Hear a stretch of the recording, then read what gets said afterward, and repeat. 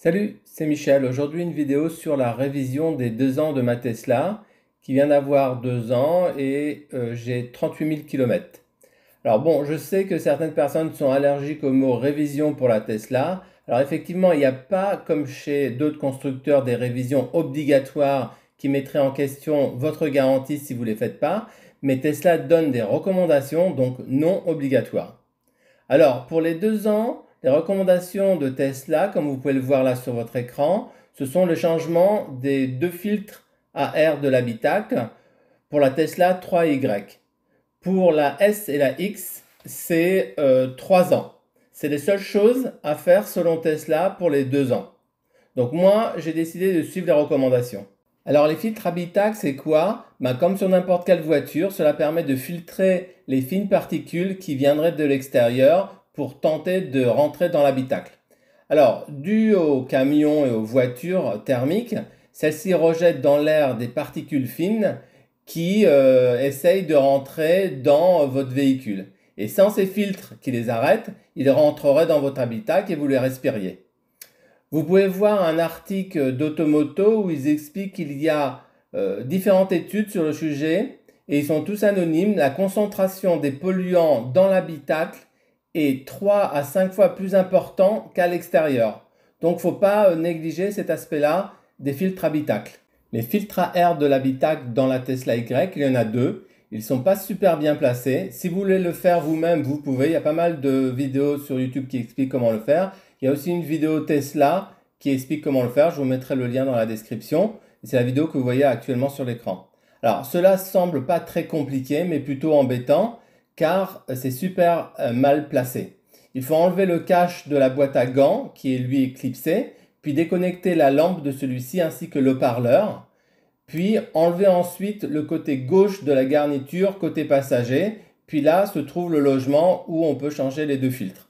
Alors l'idéal est d'avoir un petit outil en plastique comme celui-ci que vous voyez là sur votre écran. Ça coûte 5 € sur Amazon. Vous en avez peut-être déjà un parce que souvent avec des accessoires Tesla c'est livré.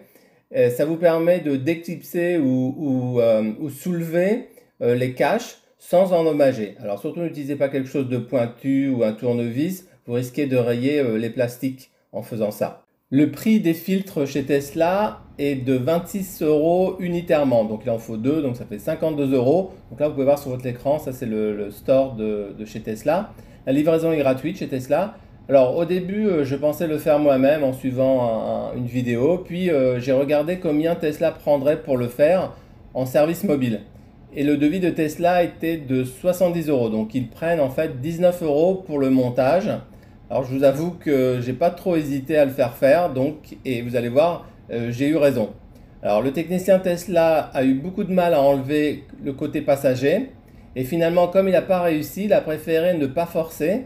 Et il a changé les filtres à travers le haut qu'il avait réussi à déclipser, car c'est le bas qu'il n'a pas réussi à déclipser totalement. Donc par le haut, il y avait assez de place pour passer les filtres et c'est comme ça qu'il a fait. Alors bien sûr, j'aurais réussi moi-même, mais ça m'aurait pris plus de temps. J'aurais été un peu plus inquiet que lui. Il n'avait pas l'air très inquiet. Il a dit bon, j'y arrive pas, j'y arrive pas. Il n'a pas essayé plus que ça, quoi. Alors il a regardé mes filtres après les avoir sortis, donc on les a regardés ensemble. Donc là, vous pouvez voir la photo que j'ai prise après. Et il m'a dit que finalement, ils n'étaient pas si usés que ça. Il y avait un peu de saleté dedans, mais pas plus que ça d'habitude. Il me dit souvent, lorsqu'ils sont vraiment très usés, ils sont jaunes. Et que là, bon, voilà. Mais bon, il m'a dit, vu le prix, et c'est mieux quand même de suivre les recommandations et de repartir pour 2 ans avec des filtres nickel. Alors, bien sûr, on trouve des filtres compatibles, donc moins chers, mais il y a aussi des plus chers que de chez Tesla.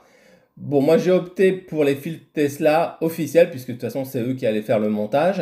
Mais si vous le faites vous-même, vous pouvez choisir les filtres que vous voulez. Donc si vous voulez choisir des filtres différents, vous pouvez. J'ai également posé la question au technicien en lui disant qu'on trouvait sur Amazon ou sur d'autres sites des filtres à charbon actifs. Est-ce que c'est vraiment plus efficace? Est-ce que c'est mieux? Il m'a dit que Tesla recommande de ne pas utiliser des filtres à charbon. Donc voilà, bon, je vous donne l'information telle qu'il me l'a dit. Là, sur votre écran, vous pouvez voir un exemple de chez Amazon avec des filtres à charbon actifs. C'était pour donner un exemple. Donc là, on voit, ça coûte 27 €. Et vous pouvez voir aussi qu'il est livré avec le fameux petit outil dont je vous parlais tout à l'heure qui coûte 5 €, qui vous permet de déclipser les plastiques sans faire de rayures. Alors j'ai profité du technicien pour poser une question pour laquelle je n'avais pas trouvé d'explication. D'abord, comme je viens de vous l'expliquer, il y a deux filtres habitacle dans la Tesla, donc ceux que je viens de changer, mais la Tesla a aussi deux doubles filtres EPA qui sont juste derrière le frunk, qui sont doubles. En fait, il y a une partie qui est un peu en feutre comme ceux que je viens de changer et une partie où c'est du charbon. Mais ils arrivent ensemble, ils ne sont pas collés, vous pouvez les dissocier, mais ils arrivent ensemble. Donc il y en a 4, mais en fait en réalité vous en achetez que 2. Alors les filtres EPA sont des filtres à air haute efficacité. Ils filtrent beaucoup plus que les filtres habitacle et Tesla va jusqu'à dire qu'il pourrait filtrer une arme biologique.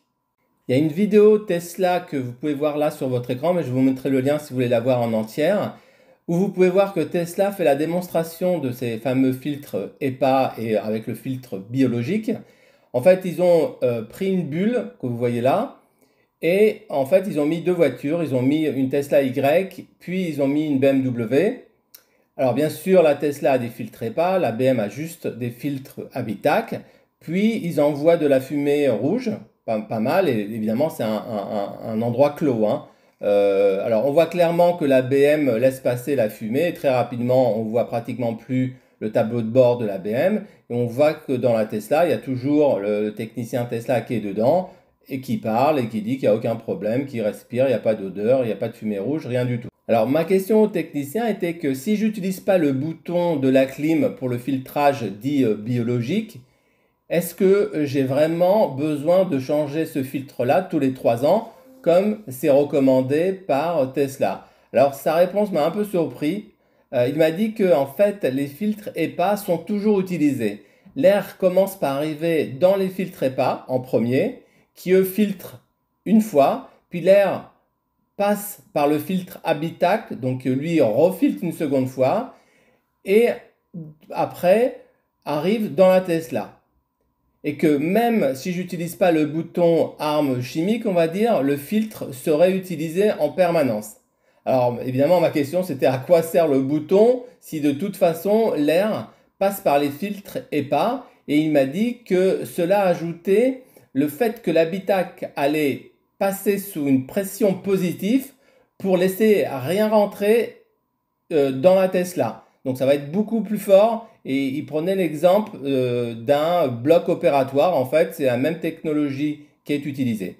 Alors Tesla a aussi commandé une étude pour que l'on teste l'efficacité des filtres EPA dans un modèle Y. Et là, vous voyez le graphique. Donc on voit clairement qu'à un moment donné, il n'y a plus rien qui passe et que l'air est propre, peu importe ce qui arrive de l'extérieur. Les filtres EPA ne sont pas disponibles sur le store de Tesla aujourd'hui en France, mais on les trouve aux US. C'était juste pour aller voir à quel prix ils étaient vendus. Donc aux US, ils sont vendus 90 $, donc environ 84 euros. Et donc ça, c'est pour les 4 pièces que vous pouvez voir là sur votre écran sur le site de Tesla US. Alors, bon, ça arrivera sûrement sur le site de France, hein, puisqu'il faut bien les changer. Vous pouvez aussi en trouver sur Amazon, évidemment. Donc sur Amazon, là, vous pouvez le voir sur votre écran, il y a des filtres qui sont à 90 €, donc pour les 4. Donc il faut juste faire attention de ne pas confondre les filtres habitacle avec les filtres EPA. Les filtres EPA sont beaucoup plus longs et ils sont par 4, puisqu'ils sont toujours doublés. Il y a une partie feutre, comme les filtres habitacle, et une partie charbon. Mais en fait, ils sont vendus les 4 ensemble. Alors malgré le fait que Tesla vous protège plutôt bien de tout ce qui arrive de l'extérieur, il y a aussi une pollution intérieure qui existe. Et pour ça, il y a des petites recommandations que j'ai trouvées, que je trouvais ça intéressantes. Alors d'abord, il faut éviter d'utiliser les désodorisants, donc tout ce qui sent bon, etc. Bon, ça libère des particules fines tout le temps et vous allez les respirer tout le temps. Alors évidemment, c'est plutôt agréable, mais bon, ça va quand même aller dans vos poumons. Donc si vous pouvez l'éviter, c'est mieux. Évidemment, ne pas fumer si c'est quelque chose que vous pouvez faire, parce que ça, bon, je n'ai pas besoin de vous faire un dessin. Si vous nettoyez vos surfaces intérieures, donc le pare-brise, les vitres, etc., utilisez plutôt des produits plutôt doux et sans alcool, sans produits chimiques, plutôt des trucs bio qui ne vont pas laisser justement toutes ces particules flotter dans l'air, et évidemment aérer régulièrement. Voilà, donc c'est des petites recommandations parce qu'on ne pense pas toujours à la pollution intérieure, on pense souvent à l'extérieur, mais il y a quand même une pollution intérieure qui existe. Alors j'ai profité de ma mini révision en changeant les fils habitacles pour changer aussi mes essuie-glaces. Alors Tesla recommande donc de les changer tous les ans, mais jusqu'à maintenant j'avais rien constaté de particulier, donc j'avais aucune raison de les changer. Mais c'est vrai, depuis quelques temps ça racle un petit peu, donc j'ai décidé de les changer après 2 ans, c'est tout à fait honnête. Donc on les trouve sur le store de Tesla.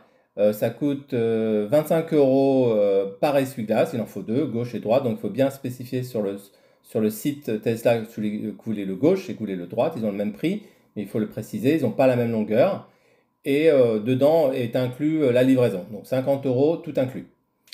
Tesla livre des essuie-glaces sans vraiment de marque, donc c'est une boîte cartonnée, j'ai pas vu de marque dessus, donc je sais pas si c'est eux qui les fabriquent ou s'ils les sous-traitent.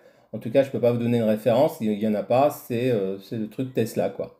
Alors le changement se fait super facilement, c'est vraiment un clips à appuyer et à tirer vers vous, comme vous pouvez voir là sur la photo. Et pareil, vous le glissez et vous le mettez jusqu'à fond, jusqu'à temps que ça fait clac, et ça veut dire qu'il est bien rentré. Alors bien sûr, on en trouve partout, y compris chez Amazon. Les prix varient souvent. C'est souvent moins cher que chez Tesla. Par exemple, on trouve des Bosch qui ont la référence A102S pour les Tesla, qui ont beaucoup de commentaires positifs et qui coûtent 30 euros la paire. Donc c'est un peu moins cher. Bon voilà, moi j'ai voulu prendre chez Tesla, mais chacun fait comme il semble. Vous pouvez tenter les 30 euros et voir si ça vous convient, quoi. Alors toujours dans les recommandations Tesla, Tesla recommande de nettoyer et lubrifier les étriers de frein une fois par an ou tous les 20 000 km. Alors moi personnellement, j'ai fait faire par Tesla la permutation des pneus à 10 000 km et le technicien a fait dans la foulée à nettoyer et lubrifier les étriers. Donc de ce côté-là, moi j'ai rien à faire.